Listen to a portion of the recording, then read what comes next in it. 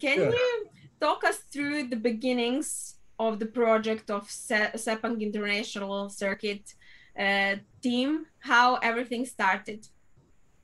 Wow, I mean, how much time do we have? Well, I always enjoy talking about how we got started. Basically, we got started on a blank piece of paper with MotoGP. You know, we started off in 2016 with Moto3, and we expanded into Moto2 in 2018, if I'm not mistaken.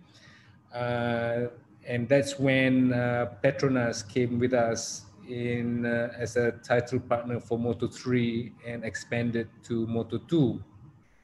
At the same time, in the first race in Qatar in 2018, they were going around looking to partner with the MotoGP team. They want to get involved in MotoGP team, but unfortunately, a lot of the MotoGP teams already have oil partners. You know, they even went to HRC, they went to Ducati, they went to Yamaha, but these guys already have existing agreement with oil companies. So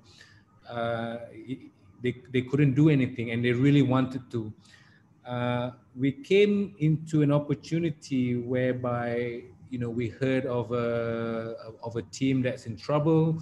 I think this was in Jerez, 2018, and it was just myself and Johan. We were just talking outside our small little hospitality, Moto2 hospitality, and we heard about this team that is in trouble. And coincidentally, I saw Carlos Espleta walking past our hospitality, and I quickly got up and went to him and said, "Hey, look, Carlos, we heard about this and this. If it's true, I can put something together with Petronas. Let's see whether this can work." And 10 minutes later, Carmelo called me and asked me to meet up. And he said, "Okay, Razlan, we can do this." You know, so with those magical words from him, that's where I started the ball rolling. I had a lot of meetings with Petronas. I tried to understand what is it that they want. I asked for boxes for them, for me to tick, you know, which includes product development, motorsport development, commercial rights, branding, etc., etc. So we did that, you know, slowly we take all the boxes, and I think by Assen or Silverstone in 2018, where they decided, okay, we would like to support this new team, and that's it. And within less than a couple of months, we set up this brand new MotoGP team. In 2018, we rolled the first wheel in Valencia tests after the race, and the rest is history.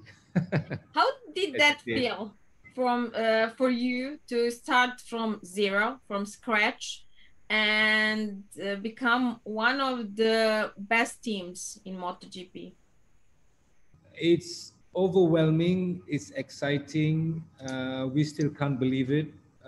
In a short period of time, we have achieved a lot compared to other teams that's been in the paddock for so long. I must say, besides proper planning, strict planning, experience between everybody, you know, luck also play a big role in it. You know, so we fully take advantage of everything and put on a good presentation of the team and performance as well. So yeah, it has been a really nice fairy tale story from the very beginning. The challenge now is to keep going. You know, so we will try our best to keep going, and every year we have something exciting going on, and we do some magical things. We don't know. We'll try. Now you have Valentino in your team. If someone have told you 2 years ago that Valentino will be here in Petronas, what would you say? Never.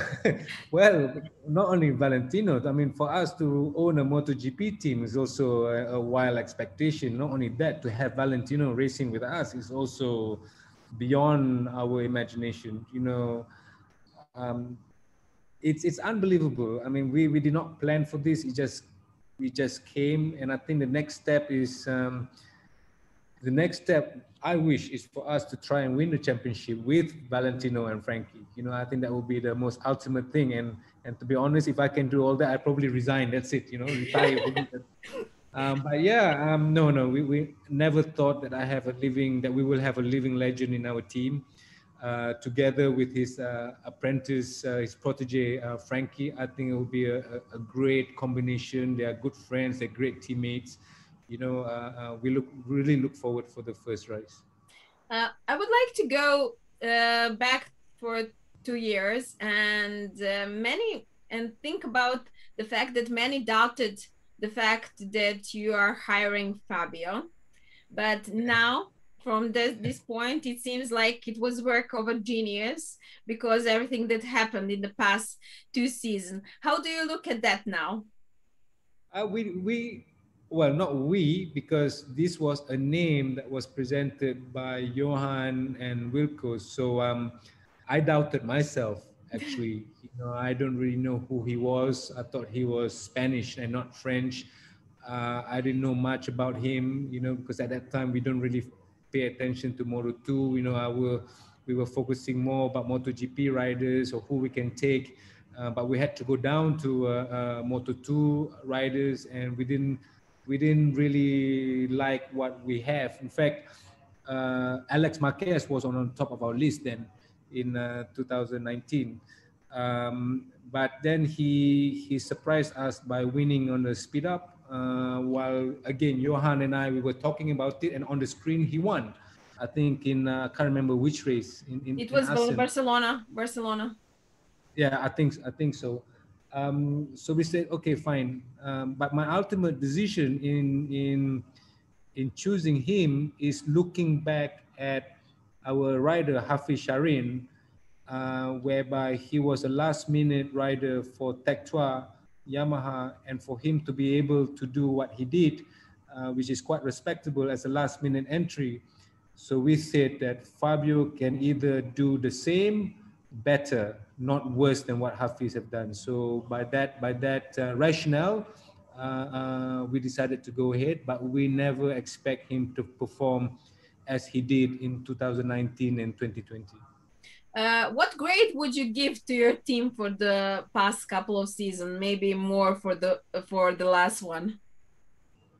What grade? Yeah. Grade A, of course. I think. I mean, if again you ask me whether do we dream to have a MotoGP team? No. Okay. Do we dream to have Valentinu Rosiju? No. Did we ever think in our second year that we will fight for the World Championship and eventually come second? No. You know, so I think we have done the best as a young team that could have ever done in the first 2 years of its life. So the team have done remarkably well, not only MotoGP team, but Moto2, Moto3, the whole team, because we look at this team as a whole team of MotoGP, Moto2, and Moto3. Do you think that the results that you had changed the opinion that many have, and that satellite team or a private team can't win the title in MotoGP? Because it seems that last season showed that that's not the case. Well, when we came into the championship, we do not want just to be another team to replace a team. You know, we want, together with our title partner Petronas, we want to come in and fight. Okay, and to do that, you need to have nearly the same kind of machinery that the factory does. You know, so that's what we did. Our original plan was to have a similar 2 factory bikes, you know, but then the intention was to have 2 MotoGP riders to ride on that bike.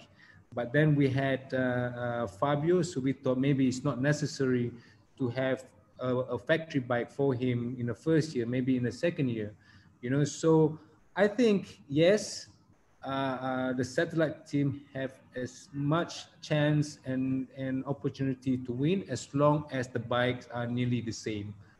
You know, if you have different kind of variants of the bikes, then of course the factory will always have the advantage. But in our scenario, it's also a bit different because, you know, it seems that our last year's bike or 2019 factory spec bike is better than the 2020 bike. So it's a bit different, you know, but then again, last year was an unusual year for everybody. There was not enough opportunity to develop the 2020 bike compared to what Frankie is using. It's his second year on that bike, so he's able to improve more on that bike. But yes, I think an independent satellite team have every chance to win a championship. Of course, bike is one thing, riders is also another thing. But yes, given the equal machinery, near equal, we can fight for the championship. Do you think that before the last season, many doubted Frankie? Because I think that because of Fabio results, many didn't see how good he is till he showed up last year. Yeah, I mean, unfortunately, Fabio did made such a huge impact as a rookie that it does overshadow him, Frankie. But he did not. He did something about it. You know, in the 2020 off season, you know, he did something about it. He used it as a motivation, as a goal to do something. Although we did not see it in the beginning, you know, but he worked really hard off season because he knows what he has to do, and yes, he surprises us all to win 3 wins and 1 podium, second position, and to come second in the World Championship.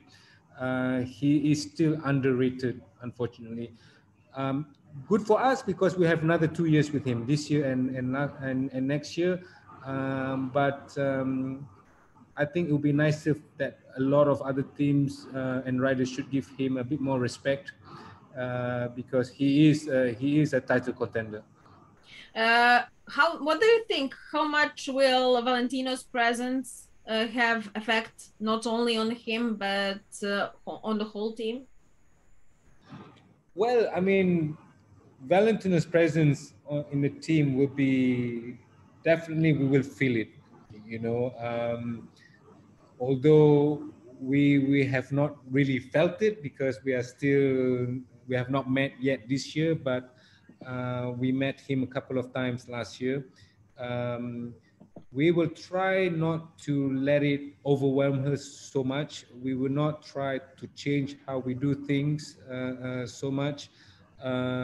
We want him, we try to encourage him, try him to do new things, you know. If not, why move to the satellite team, you know.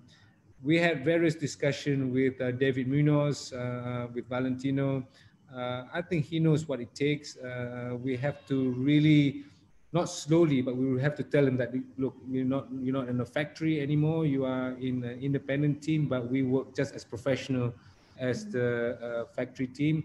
And especially when I'm the kind of guy where if I don't like something and a lot of things that we pay for, especially with Yamaha, if I don't get it, I will question every single thing. So to some extent, I do try and interfere and try to get what the team needs. You know, maybe that's something that can't be done when he was in factory, but for us, it's different. You know, so yeah, we try to maintain our way of doing things, and with the objective of making him competitive, and of course to ensure that Frankie keeps up with his game and do better as well. So what are your ambitions and realistic goals for this season? Wow. Look, anything is possible. We believed that last year. You know, we were leading the World Championship. We had troubles. Just imagine if we don't have the trouble, we could have won it. You know, so we have a strong belief that, you know, anything is possible. So we believe that we can do it. It's not impossible, and we try to do it. Like I said, we need to keep the story exciting with this team, not only with the presence of Valentino. You know, we want Frankie to continue winning, and we want Vale to win as well. You know, so that is the target for this year.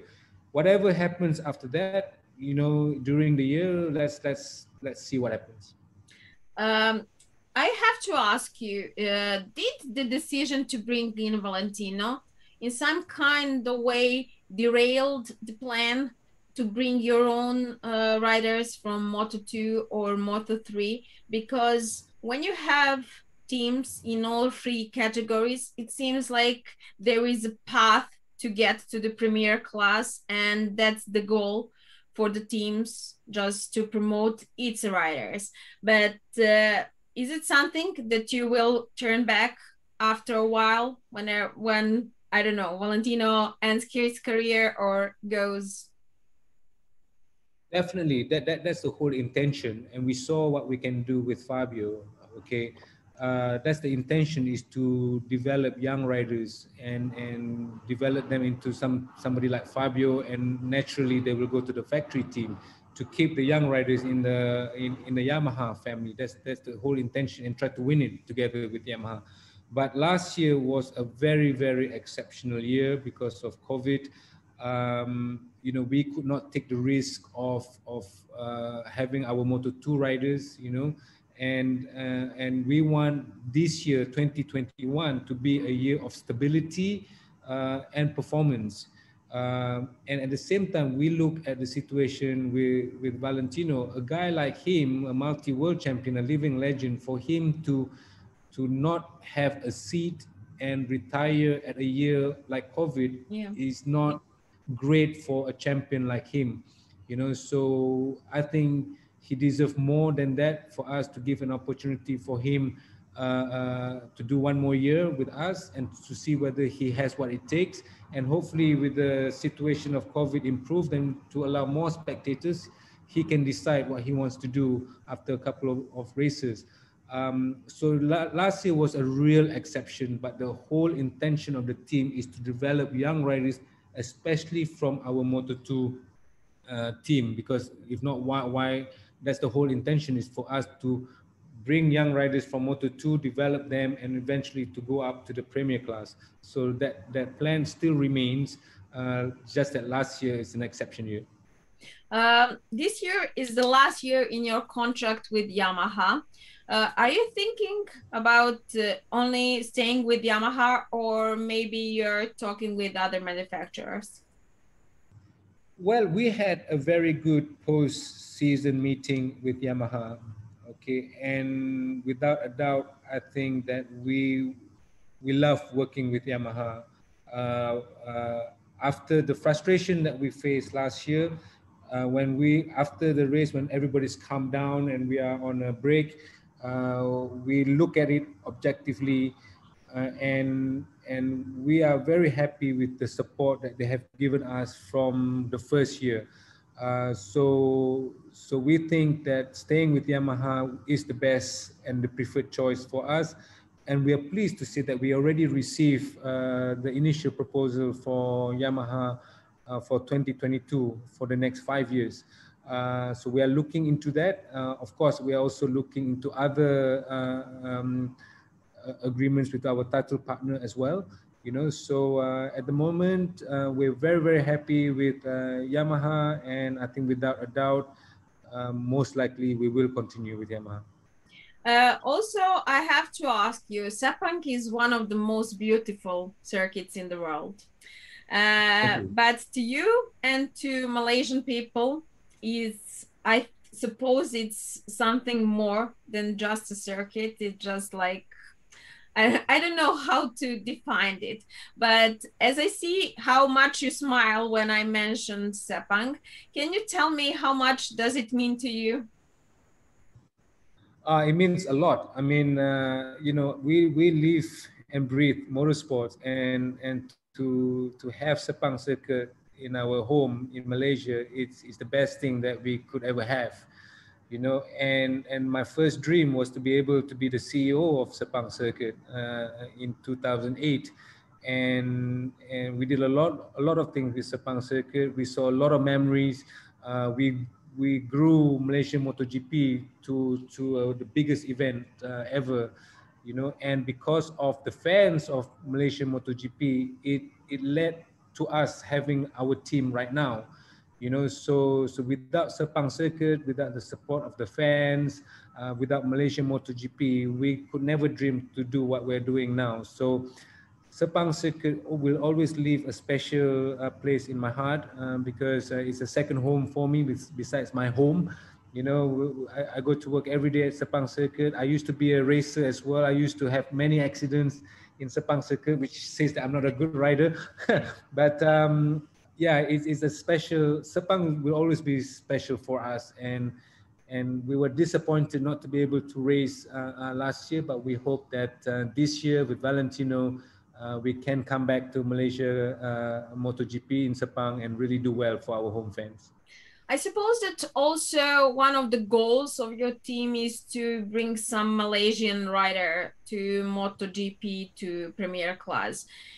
Are there some Malaysian riders that are on your radar now? Young riders? Yes.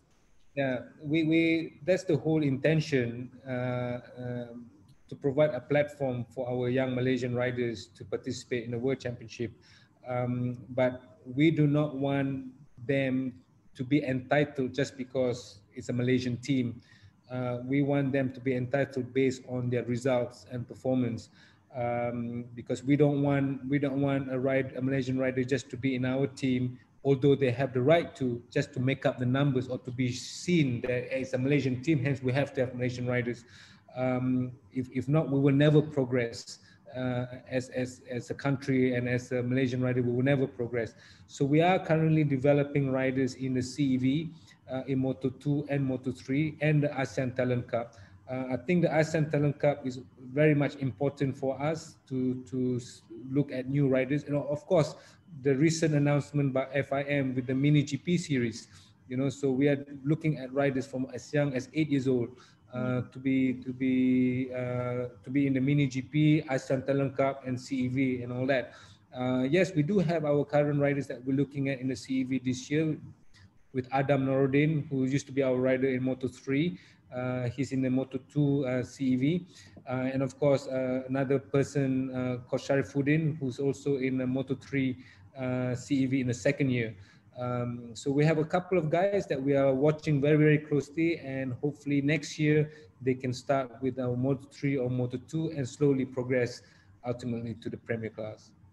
And also for the end, I would like to ask you about the ambitions in two other categories, because we at Sport Club follow every practice, every qualifying, every race. And we also want to talk about those riders, not only Valentino, Frankie, and others.